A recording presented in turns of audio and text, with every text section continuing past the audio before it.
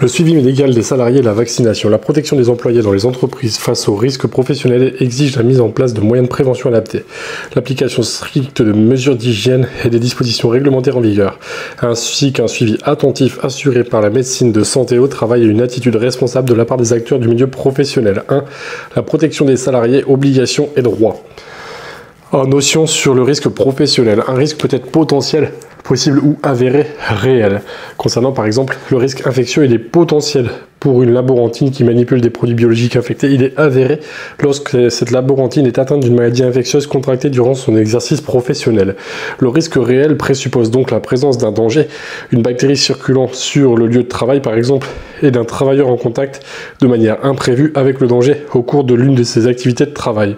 L'introduction de liquide biologique souillé en provenance d'un patient infecté dans le sang du travailleur lors d'une piqûre avec une aiguille souillée au cours des soins par exemple, un tel cas relève de l'accident d'exposition au sang ou AES.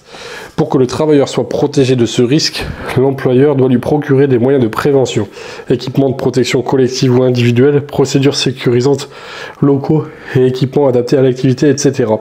Quant à la médecine de santé au travail, elle doit suivre les recommandations du ministère des Solidarités et de la Santé, ainsi que des organismes spécialisés dans les risques infectieux, Haute Autorité de Santé, Institut Pasteur, etc., notamment concernant les vaccinations. B. Approche réglementaire. 1. Le rapport santé au travail, août 2018, c'est le COC. Le rapport Lecoq sur la santé au travail, présenté en août 2018 au Premier ministre, met en avant les enjeux de santé des hommes et des femmes vieillissants qui constituent la première ressource des entreprises et dont la sinistralité est en partie liée aux situations de travail en mutation qui font apparaître des risques émergents. C'est ce que l'on appelle le vieillissement de la main-d'œuvre et le glissement vieillesse-technicité, GVT.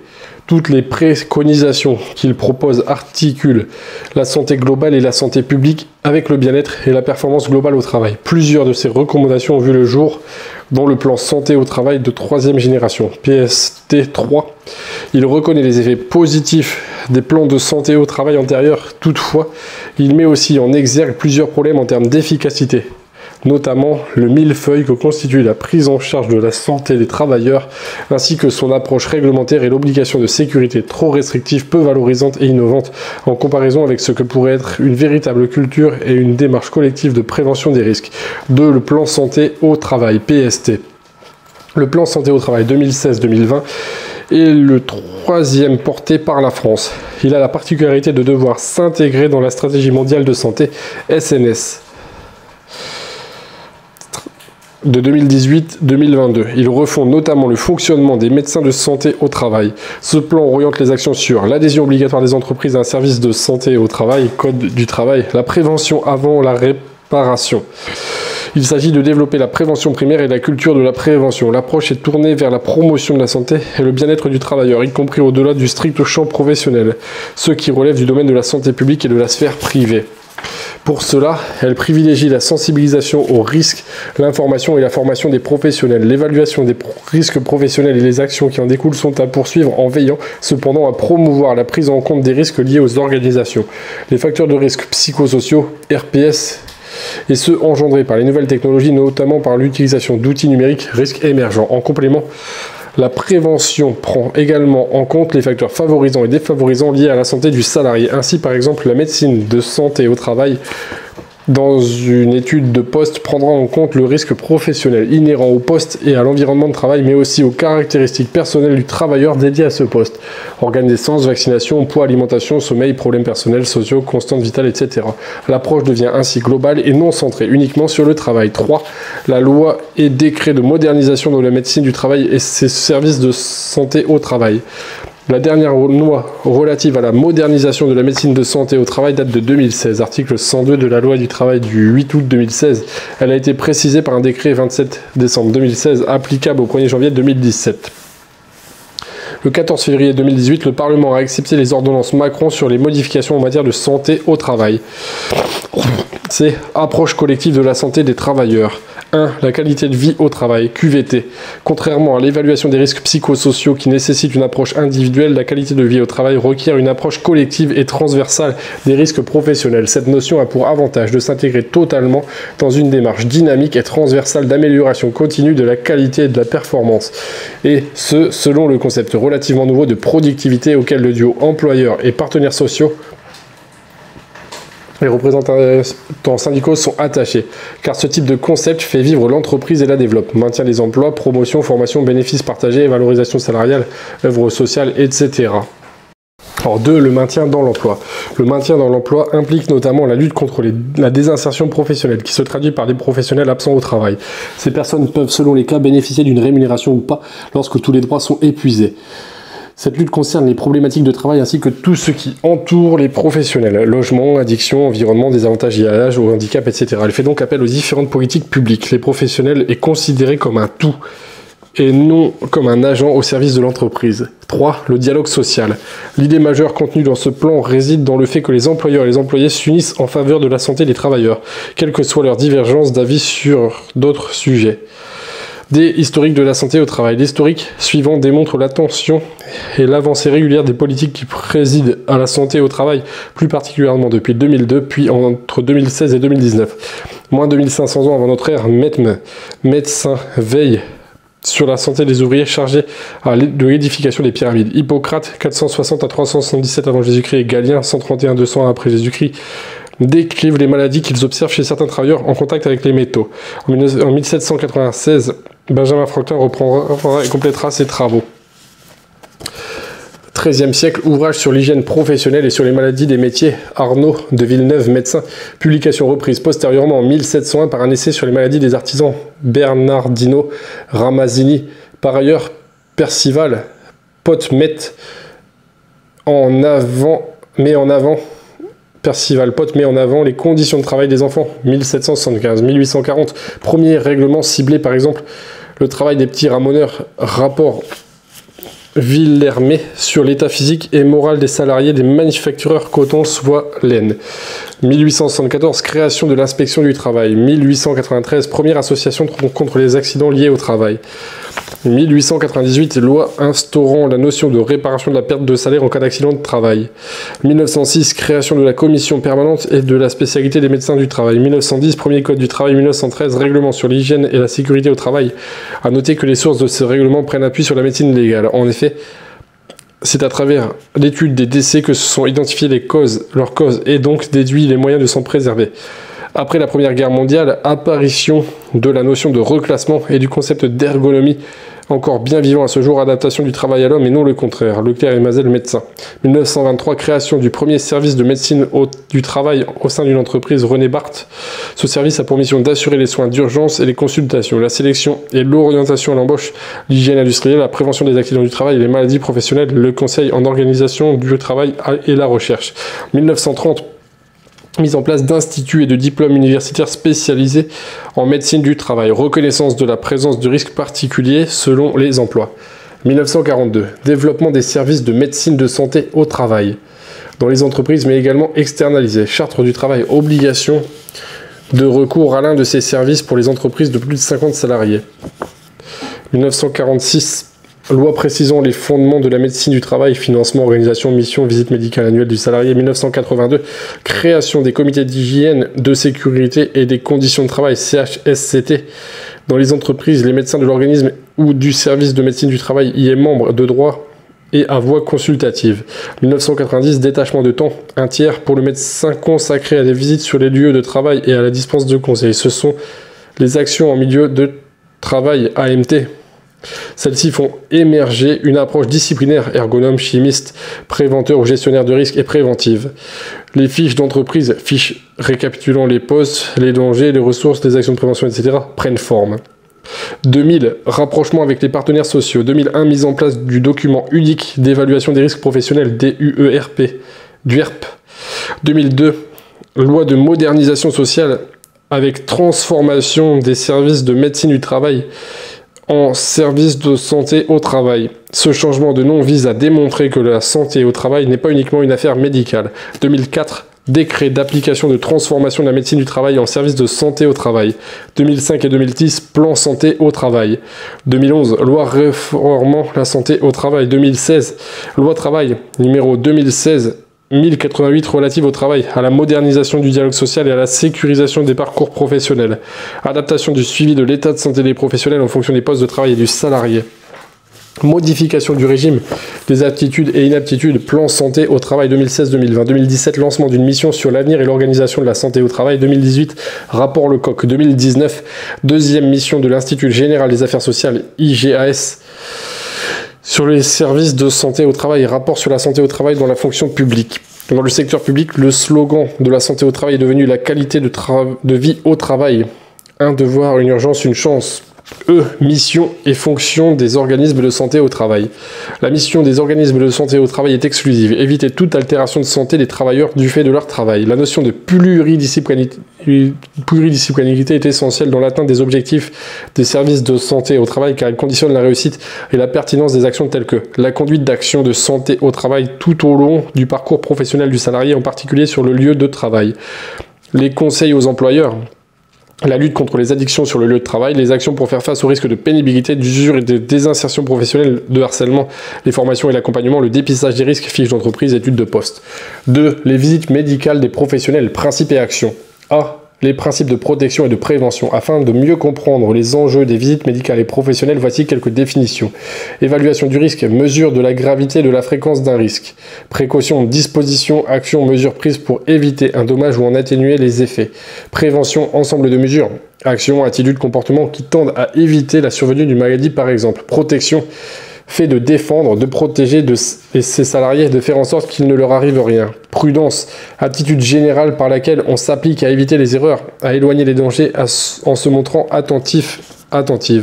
Les différents principes de protection sont l'adaptation du suivi médical en fonction des situations de santé et d'exercice professionnel, la mobilisation de tous les acteurs de la prévention en santé. La prévention des risques professionnels repose sur 9 principes de prévention inscrits à l'article L4121-2 du Code du travail. L4121-2. L'employeur met en œuvre des mesures prévues à l'article L4121-1 sur le fondement des principes généraux de la prévention suivants. Éviter les risques, petit 1. Petit 2. Évaluer les risques qui ne peuvent pas être évités. 3. Combattre les risques à la source. 4. Adapter le travail à l'homme. 5. Tenir compte de l'évolution de la technique. 6. Remplacer ce qui est dangereux pour ce qui ne l'est pas ou ce qui l'est moins. 7. Planifier la prévention. 8. Prendre des mesures de protection collective. 9. Donner les instructions appropriées aux travailleurs. Ces principes doivent être mis en œuvre en respectant les valeurs essentielles et les bonnes pratiques de prévention. Ces principes montrent le caractère plurifactoriel, organisationnel, humain, technique, etc. des risques professionnels. B. Les différents types de visites. La visite d'information et de prévention, VIP. La visite d'information et de prévention remplace la visite médicale d'embauche. Lors de cette visite, le salarié est alerté sur les risques auxquels il peut être exposé. Les moyens de prévention et les modalités de suivi de son état de santé. Elle doit être effectuée dans les 3 mois de la prise effective du poste dans un délai de 5 ans. Doit séparer 2 visites. Et un délai de 5 ans doit séparer 2 visites. L'aptitude au poste n'est plus obligatoirement vérifiée. Article R 4624-22 à 24 du Code du travail. Ces premières visites peuvent être assurées par les collaborateurs du médecin du travail, infirmier par exemple. Tous les agents recrutés à partir du 1er janvier 2017 bénéficient de l'ensemble de nouvelles dispositions. Pour les autres professionnels déjà embauchés au 1er janvier 2017, leur prochaine visite périodique aura lieu soit sous sa nouvelle forme, soit sous la forme traditionnelle d'examen médical d'aptitude, et ce, en fonction de la nature du travail. En effet, seuls les salariés affectés à des postes à risque restent concernés par le suivi individuel renforcé et par l'examen médical d'aptitude. Durant la VIP, visite d'information et de prévention, le médecin ou son collaborateur interroge le salarié sur son état de santé. Il est donc indispensable que le salarié se présente avec des informations de santé ou de non-santé le concernant, informe le salarié sur les risques liés à son poste de travail. La médecine du travail doit disposer des fiches de poste et de tâches. Sensibilise le salarié sur les moyens de prévention à mettre en œuvre. La médecine du travail réalise pour cela une fiche d'entreprise qui recense les risques, mais aussi les ressources et moyens de prévention de l'entreprise. Précise aux salariés qu'ils bénéficient du droit de demander à rencontrer à tout moment le médecin du travail. Ouvre un dossier médical en santé au travail au nom du salarié.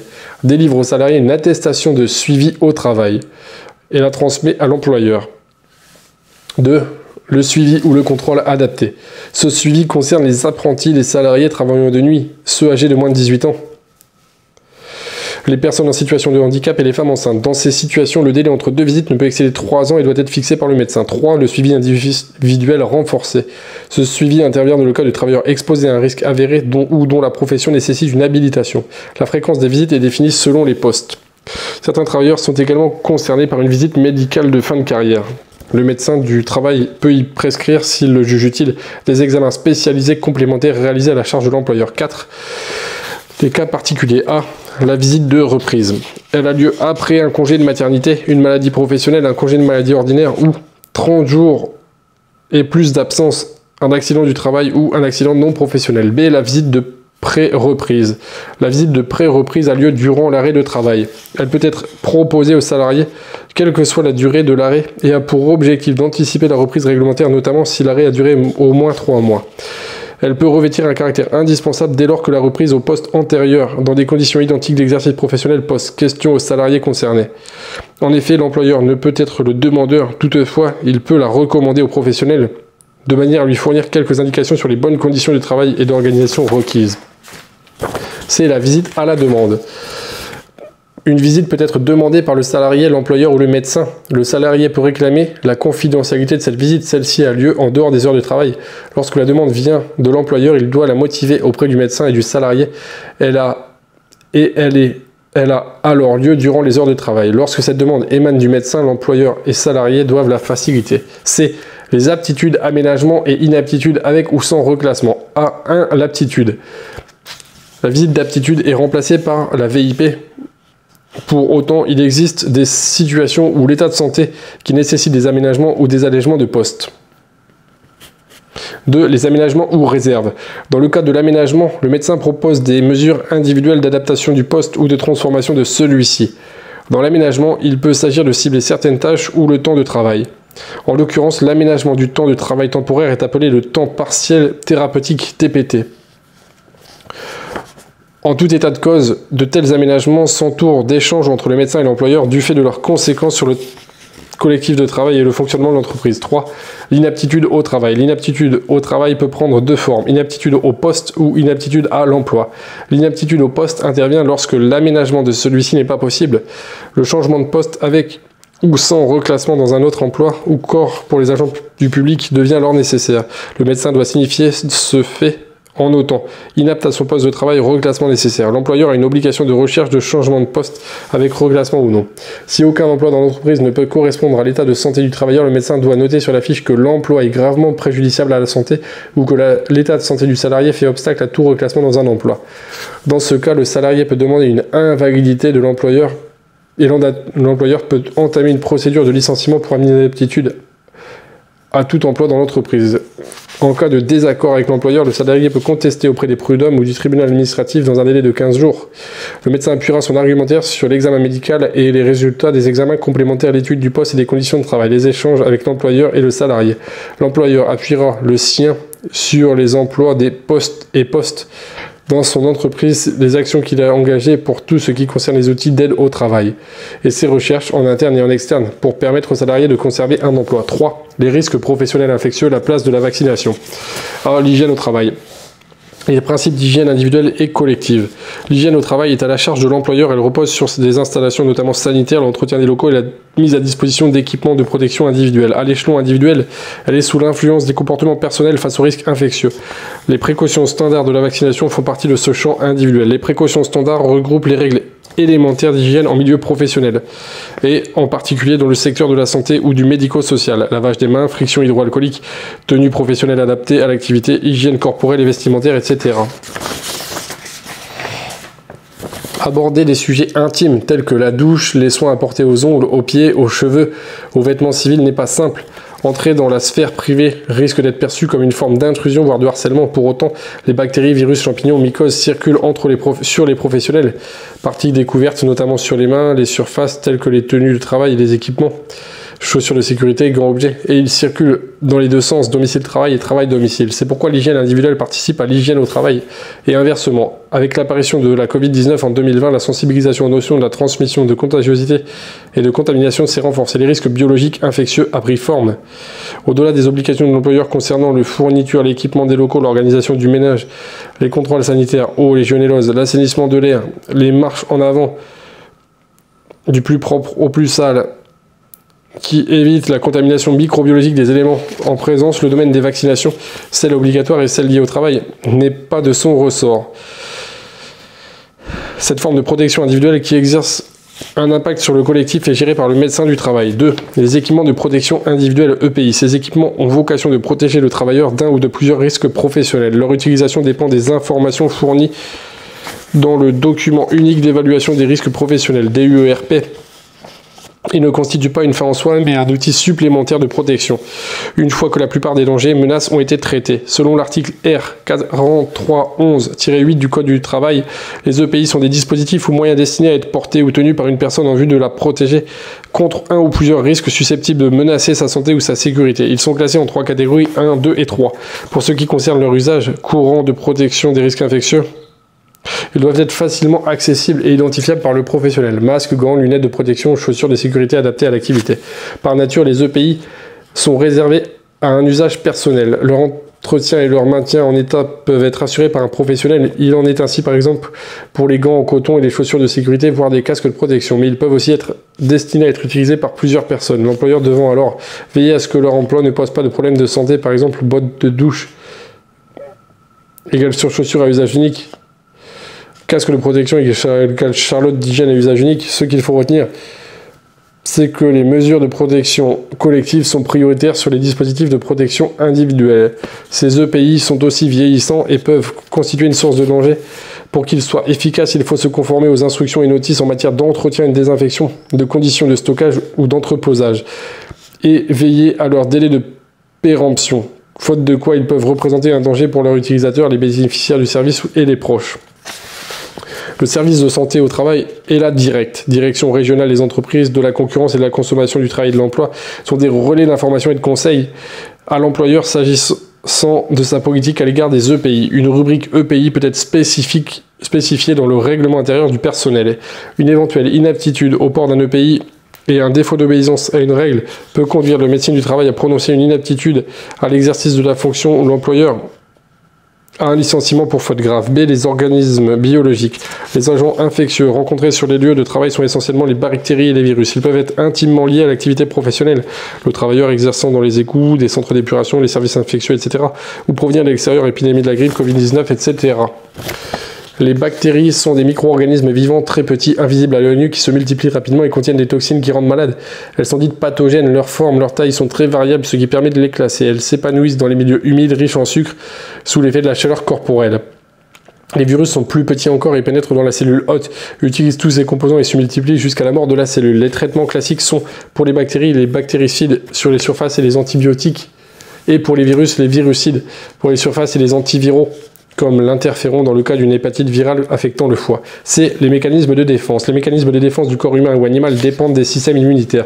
Ce système complexe est composé d'organes, donc de cellules telles que le thymus, glande, la rate, les amygdales, le réseau des vaisseaux lymphatiques, les ganglions qui sont sur ces vaisseaux et les globules blancs fabriqués par la moelle osseuse. D'autres barrières naturelles bloquent le processus infectieux. Citons la peau qui, par son épaisseur et la disposition très compacte des cellules qui composent ces différentes couches constitue une protection mécanique contre la pénétration des micro-organismes. C'est pourquoi il est notamment recommandé de se laver régulièrement les mains entre activités pour enlever les salissures, mais aussi le maximum de bactéries ou de virus qui pourraient y avoir trouvé refuge de façon temporaire. Le soluté hydroalcoolique a pour vocation de tuer ces virus ou bactéries.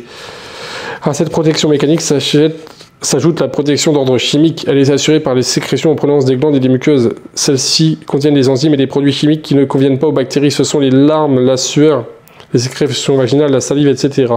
D'autre part, nos propres bactéries, nos flores intestinales, buccales, etc., avec lesquelles nous vivons tous les jours, nous protègent. En outre, la protection thermique joue aussi un rôle. Ainsi, l'hyperthermie, la fièvre, quoique désagréable et inconfortable, a également pour vocation de protéger le corps. Les bactéries n'apprécient pas une température allant au-delà de celle estimée comme étant normale.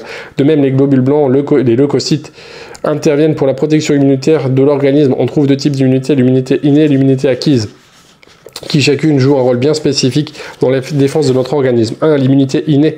L'immunité innée, dite également non spécifique, intervient chez tous les individus en l'absence d'immunisation préalable. Il s'agit d'une détection instinctive de l'organisme qui constitue une première barrière protectrice face à une infection. Ce type d'immunité comprend les barrières physiques, muqueuses, l'inflammation, les cellules phagocytaires, macrophages et neutrophiles qui détruisent le corps étranger de manière indéterminée. Les protéines intervenant dans l'immunité. 2. L'immunité acquise. Quant à l'immunité acquise ou adaptative, non présente à la naissance, elle est le résultat d'un apprentissage de l'organisme au contact d'un agent infectieux en particulier. Aussi, les lymphocytes B, à l'origine de la production d'anticorps, vont développer une réponse immunitaire ciblée. Les anticorps produits vont se fixer sur les protéines étrangères et détruire l'agent pathogène. Ce sont les lymphocytes T. Dès lors, l'organisme saura reconnaître le même type d'agent infectieux et le combattre lors d'une prochaine réintroduction dans l'organisme. D. Les antigènes monoclonaux. Des antigènes aux anticorps. Un antigène est un marqueur d'identité qui recouvre chaque cellule vivante. L'exemple le plus concret concerne les marqueurs à la surface des globules blancs qui permettent de différencier les groupes sanguins A, O, B, AB. Il en est de même pour les cellules infectieuses. Chaque microbe dispose de ses propres antigènes qui lui sont spécifiques. Lorsque les macrophages ingèrent une bactérie ou un virus, ils capturent leurs marqueurs identitaires, les antigènes, et les amènent jusqu'à leur surface, les exposant ainsi aux lymphocytes T globules blancs, qui, avant de les tuer, vont mettre en mémoire puis reconnaître pour toujours ces antigènes comme étant ceux de telle ou telle maladie. Coqueluche, grippe, varicelle, méningite, etc. Dès là, les lymphocytes B, via les plasmocytes, autres globules blancs, fabriquent les anticorps anti-antigènes dans le but de neutraliser ces antigènes. Les anticorps ainsi fabriqués empêchent la même maladie de se développer deux fois. Nous ne pouvons attraper deux fois la varicelle ou les oreillons. Bien entendu, ce processus naturel de défense contre une pathologie infectieuse prend un peu de temps. C'est pourquoi les sérologies qui permettent de détecter et de mesurer les anticorps propres à une certaine maladie infectieuse s'effectuent avec un intervalle entre la prise de contact avec cette maladie infectieuse et le corps. Il existe une façon préventive de provoquer, d'accélérer volontairement le processus de fabrication des anticorps, la vaccination. Vaccin et rappel. Les vaccins ont pour intérêt de stimuler, provoquer volontairement la réponse immunitaire à une infection. La vaccination intervient donc dans la fabrication des anticorps en introduisant dans le corps sous forme de vaccin des microbes aux antigènes atténués mais encore actifs de différentes maladies infectieuses. Ainsi, l'organisme sera en capacité de se défendre contre les agents pathogènes. La maladie sera empêchée, cependant les anticorps peuvent aussi vieillir et devenir moins performants. Des rappels de vaccination sont donc à prévoir tous les 5-10 ans selon la pathologie infectieuse, vaccination antitétanique par exemple. Il existe deux politiques de pensée, les pour et les contre. Cette technique d'introduction volontaire de microbes dont la toxicité est réduite dans l'organisme. Cependant, il est important de noter qu'en plus de protéger son propre organisme, le vaccin protège les autres car il prévient la contamination d'autrui par cet agent pathogène. C'est d'autant plus utile pour protéger les personnes ne pouvant être vaccinées, telles que les nourrissons entre autres. Sur le plan historique, c'est Louis Pasteur qui en 1879, au vu des résultats de ses expériences, a conclu que loin de transmettre le mal, l'introduction d'un microbe atténué dans le corps peut le protéger. Rappelons également que Pasteur est à l'origine de l'hygiène et de ses principes. 2. Le calendrier des recommandations vaccinales de 2022. Le calendrier dépend des politiques nationales de vaccination élaborées par le ministre de la Santé. Article L311-1 du Code de la santé publique après avis de la Haute Autorité de Santé. Le calendrier des vaccinations obligatoires change régulièrement. Le plus récent est consultable sur le site solidaritésanté.gouv.fr. Sa production et sa publication sont de la responsabilité de la Commission technique des vaccinations créée le 22 mars 2017. Depuis le 1er janvier 2018, le calendrier comporte 11 vaccinations obligatoires contre 8 auparavant. Il s'agit des vaccins contre la coqueluche, les infections invasives à Haemophilus influenzae de type B, l'hépatite B, le pneumocoque, la méningocoque C, la rougeole, les oreillons, la rubéole, la diphtérie, la tétanos, la poliomyélite. Chaque profession a ses propres exigences en termes de vaccins. Ainsi, les professionnels en contact permanent avec des milieux humides se verront proposer la vaccination contre la leptospirose. Ceux en contact avec des animaux, la vaccination contre la rage pour les professionnels de santé, le BCG, vaccin contre la tuberculose peut être requis, ainsi que celui contre l'hépatite B. Les maladies professionnelles infectieuses. Une maladie professionnelle infectieuse est déclarée en cas de lien avéré entre la pathologie provoquée par un agent pathogène et la nature des activités professionnelles exercées, les conditions d'exposition à cet agent infectieux et son enregistrement dans la liste des maladies professionnelles reconnues. Alors 4. Les attitudes professionnelles responsables de la précaution à l'action corrective. A. Les principes à aborder. Être responsable, c'est reconnaître et mesurer les conséquences prévisibles de ses choix et de ses actes. C'est être en mesure d'en accepter et d'en assumer les effets que ceci soit positif, moteur valorisant ou négatif, droit à l'erreur dans les expérimentations qui guident la dynamique de la qualité de vie au travail. 2. L'attitude professionnelle. Une attitude professionnelle est un ensemble de comportements et de savoir-être, savoir-faire, connaissances et compétences attendues par l'employeur, mais également par les collègues de travail. Elle rend la vie de l'entreprise agréable, productive, performante, etc. De la précaution à l'action corrective. Faire preuve de précaution signifie agir avant et action corrective renvoie à agir après. Entre les deux situations, l'action prédomine. Quelle est son origine dans la sphère privée ou la sphère professionnelle? Dans la sphère privée, l'action renvoie à la personnalité. Par exemple, être prudent par nature ou au contraire être fonceur et irréfléchi. Dans la sphère professionnelle, l'action se conforme à des codes et des règles d'entreprise. Par exemple, ne pas fumer ou porter à bon escient les EPI. Et consiste à participer activement au processus mis en œuvre pour protéger le collectif des travailleurs contre les dangers liés au travail ou à son environnement. B. Le lien entre environnement et entreprise. La loi du 1er août 2008, responsabilité civile environnementale. En 1978, à la suite du naufrage du pétrolier libérien Amoco Cadiz, la première loi pollueur-payeur a été instaurée. Reprise en 2018, cette loi responsabilise les entreprises qui, de par leur production où ces retombées entraînent ou risquent d'entraîner une atteinte à l'environnement ou à l'homme, dommages corporels. De fait, ces entreprises doivent adhérer à la responsabilité civile dite d'atteinte à l'environnement. 2. La responsabilité sociale ou sociétale des entreprises, RSE. Les établissements et entreprises doivent s'engager dans un mode de fonctionnement et de production le moins polluant possible pour l'environnement et pour le salarié. Citons à titre d'exemple l'achat de véhicules électriques, l'organisation de covoiturage, l'adoption de dispositifs peu gourmands en énergie, détecteurs de mouvement par exemple, le tri, le recyclage des déchets, le compost, les installations préservant le salarié des inconvénients liés au bruit, etc. La responsabilité sociale ou sociétale est la contribution des entreprises au développement durable. En matière de santé des professionnels, la RSE gère mieux ces risques et offre ainsi de meilleures conditions de travail aux salariés. C'est la posture professionnelle responsable. Une posture professionnelle responsable consiste à inscrire ces actes professionnels dans une dynamique de responsabilité sociétale, environnementale et professionnelle. Cette posture consiste, pour illustration, à identifier les gestes et comportements dangereux en termes de santé et de sécurité au travail et respecter l'environnement de travail, espèces intérieures et extérieures, adopter des règles d'écologie et de conduite citoyenne. Pour cela, il est attendu du travailleur qu'il respecte les codes et règlements intérieurs de l'entreprise qui l'emploie, mais aussi ceux qui lient les individus entre eux, le respect, la non-discrimination, la solidarité, etc. Adopter une attitude ou posture professionnelle responsable, c'est savoir maintenir à niveau ses compétences, communiquer, prendre du recul, s'impliquer, connaître ses points forts et ses faiblesses, distinguer sa vie privée de sa vie professionnelle, être transparent et honnête vis-à-vis de soi et des autres, et bien d'autres qualités telles que la fiabilité, l'efficacité, l'amabilité, etc. D. Les précautions et actions correctives ou correctrices du travailleur responsable. 1. Le principe de précaution à caractère individuel. Le principe de précaution, autrement dit se tenir sur ses gardes, dont un professionnel doit faire preuve, impose une vigilance certaine à l'égard de ses actes, en toutes circonstances. Le manutentionnaire utilisera les outils techniques de levage et les positions ergonomiques conseillées de lever ou de déplacement des charges. L'ouvrier du bâtiment mettra son casque de protection sur le chantier. Le cuisinier portera ses chaussures de sécurité. Le soignant respectera les mesures barrières qui le protègent de la contamination, des infections, etc. Ainsi, ce principe réside dans l'application stricte et réfléchie des règles, codes et bon usage des sources élémentaires, en particulier celles mises à disposition par l'entreprise. En effet, le professionnel qui doit, pour une raison qui lui est propre, se prémunir d'une vulnérabilité professionnelle est tenu de respecter ces règles. Par exemple, le port d'une attelle, d'une ceinture lombaire, de gants en coton, en cas d'allergie au latex, etc. En cas d'accident du travail, le non-respect de ces mesures fait porter la faute sur le travailleur et on retient l'imputabilité au travail et à l'employeur. 2. L'action corrective à la fois de portée individuelle et collective. Les actions correctives agissent sur une non-conformité, une faiblesse. Elles essaient d'intervenir sur la cause qui aura été repérée comme étant responsable d'une altération de la santé. Prenez l'exemple d'un professionnel exerçant dans la préparation de médicaments qui se plaint de chatouillements permanents au niveau du nez, avec présence de quelques saignements inconvénients dont ne souffrent pas ses collègues. Des recherches et des tests allergiques révèlent que l'un des médicaments qu'il manipule contient une substance à laquelle il est personnellement intolérant. L'action corrective consistera donc, dans son cas, à se placer sous haute avec extraction d'air lorsqu'il manipule ce traitement.